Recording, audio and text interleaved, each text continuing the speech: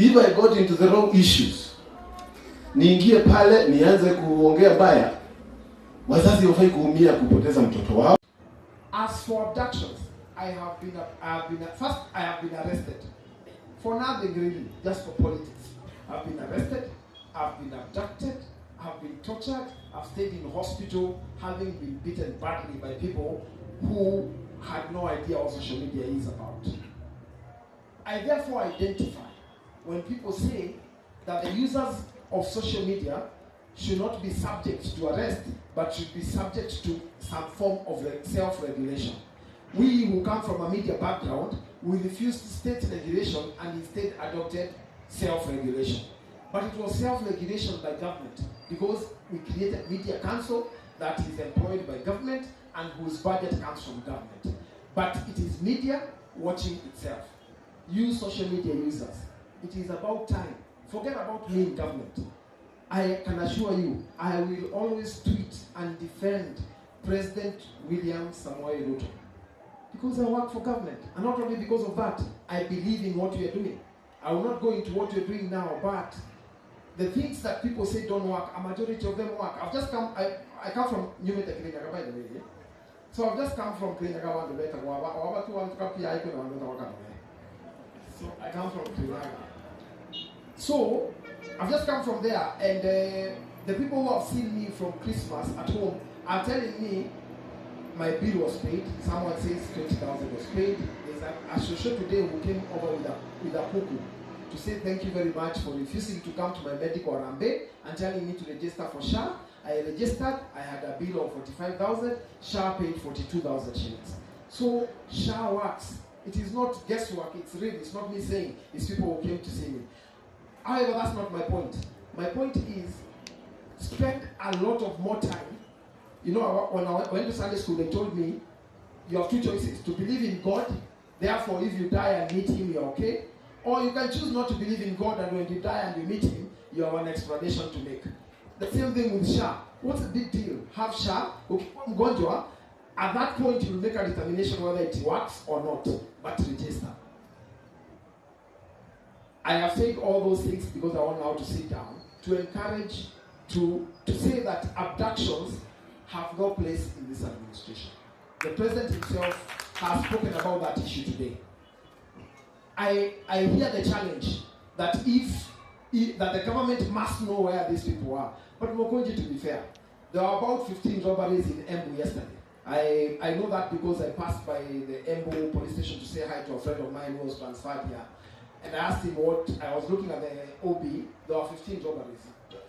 Those robberies happened even if government is there, even if you are the MP. You don't know all the robberies that were done. However, after they were done, there is an investigation. So yes, I would not be a denier of maybe kidnappings happened, maybe there was an abduction. Having listened to the TCI, having listened to the president, then the next step is an investigation. And I know I was abducted, and I know you cannot, I know at that point of desperation and the point of abduction, everybody wants results yesterday, not even now. They want to happen. Our person must be produced yesterday. But please give it time. These people will be out. We had a case here 3 months ago where people were somewhere, they had disappeared for 3 months, but they were found alive. And those people, when they were given a microphone to speak later, they spoke of some place where they were hidden. They spoke about some place where they didn't say they were tortured. They said they were not tortured. They said they were not harassed. But they came out alive and their families found them. So I do not have all the answers. But government also, bad things happen in any government. That's why you have prisons. Because some people do bad things. We have just watched a movie about femicide. Some people beat their wives, their girlfriends, and they kill them. Government cannot stop every crime that is happening, but government must investigate and give answers for everything bad that happens to them. So on that, I agree. So, Mheshimiwa, even the issue, I implore and challenge you. The issue of ultimatum on 24 hours are good for pressure. But even when I was kidnapped, you being my best friend did not lead Mandamano. You simply came to us and looked for me using the police station, and you ensured that I was found. And I thank you very much. You not only looked for me and found me and got me to hospital, you also came to my house. You also gave me some money to be able to do some things. So I thank you very much. I really hope that we can do the same way. During that time, and you and me were technically in opposition. We didn't read Manamano. This is your government. You're elected under the ticket of this government. Don't demonstrate against that. Lead us. Lead all of us, and we will come behind you to go and visit the family, to go and support them, to go and sing with them, to go and worship with them. So that then, to say to government, you must do your bit of investigation. But ultimatums do not necessarily produce the results. I know there was a campaign for villager, where people say I'm a villager. I know there was that campaign. Lakini in film, differentiate your art and the politics. Mukunji hapa atachapa siasa yake, mimi nitakuja nichape siasa yangu, Mundiki atachapa siasa yake. In the next election, it doesn't matter how you vote. All of us here will survive. We will be something. Either I will be in the opposition or I will be in government, but I will be somewhere. The film industry cannot go the political way. Clap for the politicians, clap for us, cheer us, but avoid us when it becomes selfish, when it becomes to your art. So don't buy into this villager campaign, because what I saw, we are trying to village the entire story. Please add up other places. I'm saying that because, as seen in Nairobi, I have a big office in Nairobi. I can give you that office Saturday and Sunday to shoot your movie. Iko na compound, iko na lake, iko na driveway, iko na maofisi. So if you and I've seen most of your movies around that, you can make one of the offices a bedroom, a house. So actually, when I watch this, other than the road, the nice city background or whatever, I can provide my office for free. And that saves your entire location cost. Now ukikuja kwa office yangu, I then can provide you with lunch. So lunch cost inatoka. I can then able to provide you with security. So you're able to hire a few things, few props. Kwa sababu utapigia Kenya Cultural Center, niwaambie niko na watu wana shoot, can you provide the following sets? But all that can only be done when you become selfish about your art and trade.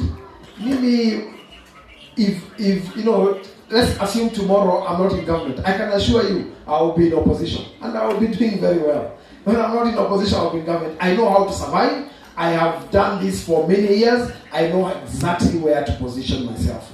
Please also position yourself and survive. It is possible to make money from social media. Right now, when the president got into power in 2023, one of the things he did was to negotiate for monetization of social media. Today, Facebook pays more than it pays in most African countries, in Kenya, just for using your Facebook.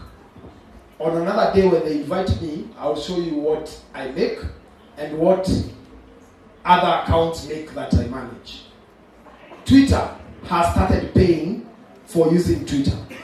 In fact, from May this year, Twitter has paid very serious money to Kenyan creators. TikTok is still on peer-to-peer payments, but very soon we're also going to engage them. There's a guy who runs them from South Africa, and we are going to engage them to start monetizing like they do in other countries. I need to teach you just one thing, that you go Google until when these meetings are organized. Let me mention to you what paid me last, because I'm waiting for December. The last one I was paid was November. Twitter paid me 1.1 million shillings. So it is possible to make money and make a living from social media. And by the way, my last tweet I think was before Christmas.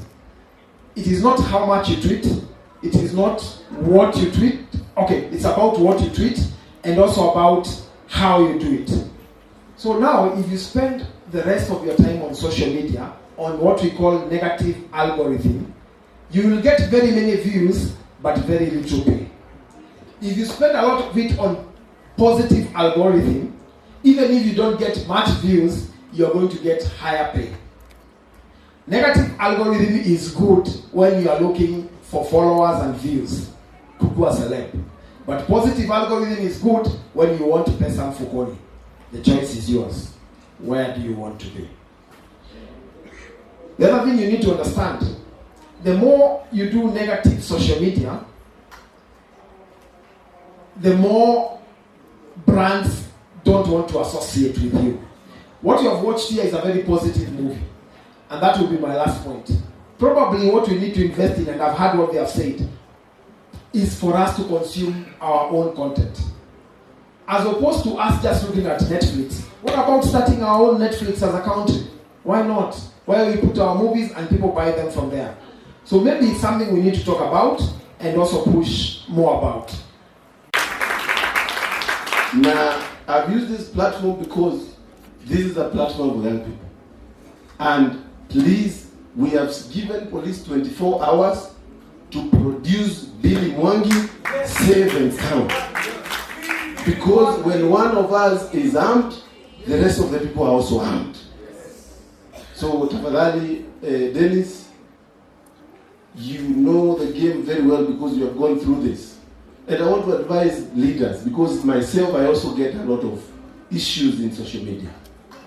I just want to quote when the former president found it intolerable to look at the social media. He left social media. Alitoka akafunga hizo account zake zote. Kama kiongozi yote anasikia kwa social media imemlemea, funga hiyo account, hakuna mtu atajua wewe wataka social media. Because I believe that hii maneno, kama wewe, vijana wengi wameenda university. Mimi nilikuwa university. What I was doing, my mother and father didn't know. If I got into the wrong issues, niingie pale nianze kuongea baya, wazazi wafai kuumia kupoteza mtoto wao. They should be able to have their kid. If he is arrested, wataenda kotini, watafute wakili, watete hiyo maneno. But I also want to caution young people to be very cautious on the use of social media. Because I know very well that the pressure, the issues that come around social media are also issues that can be very toxic. So I also condemn the issue of using social media to even fight, to even do all these other things. I want to take this platform to say that while we are condemning femicide, because this is a vice that we have to condemn critically, I also want to take this opportunity to condemn the abduction of our young people because of social media. Today, as we are here, Dennis, a young man by the name Billy Mwangi, we don't know where he is. His parents don't know where they are. Don't know where he is. Billy is a young man of 24 years. From the history I've been told by the father, he is a brilliant young man that schooled here in Lyons, then went to Birori High School, and he went to the university. I just want to call upon the government. I have listened to the president, I have listened to the DCI, I've listened to the police, NPS, National Police Service. We will not accept an answer that abduction can happen and we don't get an answer. We will not accept that. I will not accept that. The government knows where that young man is. And tafadhali, because I also want to condemn issues of using social media in a bad way. But there is the rule of law. When you make a mistake, you have to be taken to court and you have to be charged. But you cannot be abducted. You cannot be abducted. You know I'm saying this because Dennis also has gone through this. I have walked with him the journey of abduction. And I remember at one point when we were at some police station in Parklands asking where Dennis is, we put a lot of pressure until we found Dennis. Please, we have to get Billy Mwangi alive and unharmed, because that is the minimum we can get. He is a young man. Today we are talking of Billy Mwangi. Tomorrow we might talk of Gitonga Mukunji. Tomorrow we might talk of Njokinji. Tomorrow we might talk about another person. And I want to say this. Anybody with a kid knows the pain of just bringing up a young man, then he gets lost. Even the president himself has sons and daughters. Let's work. These guys, I would rather even they are taken to NYS for changuvu kama wamekosea serikali. Lakini while we are condemning the use of social media in a bad way, we have to ensure we feel safe in this country, and we cannot have these young people disappearing the way they are disappearing.